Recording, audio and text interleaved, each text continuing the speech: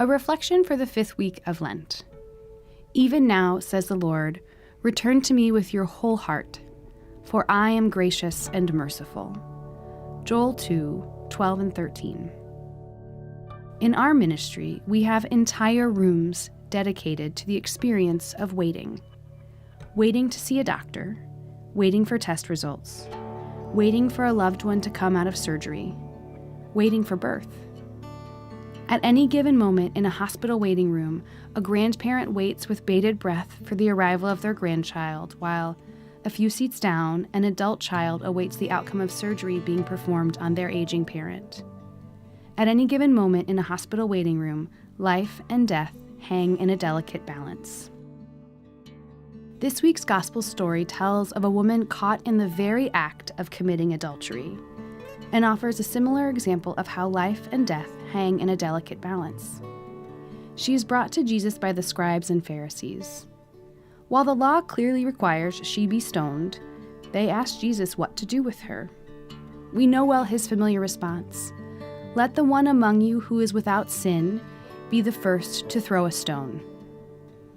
However, have we thought to consider how excruciating it must have been for the woman, face down in the dirt, waiting to see if stones would be thrown? The season of Lent offers a similar juxtaposition amid a period of waiting.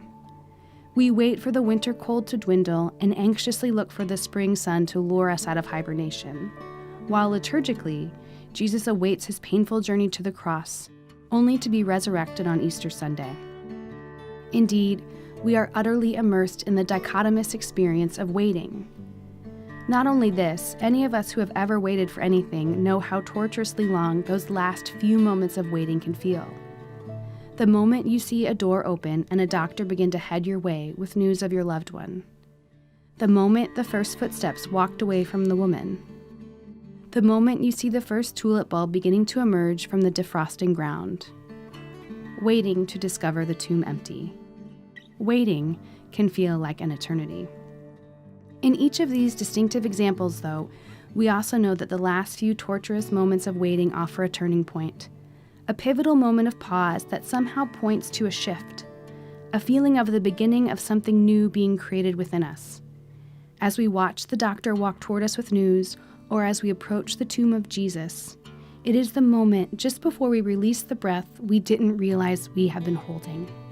Indeed, it is in this very moment that, if we're paying attention, we feel God calling most ardently.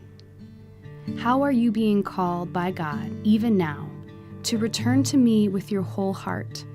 For I am gracious and merciful.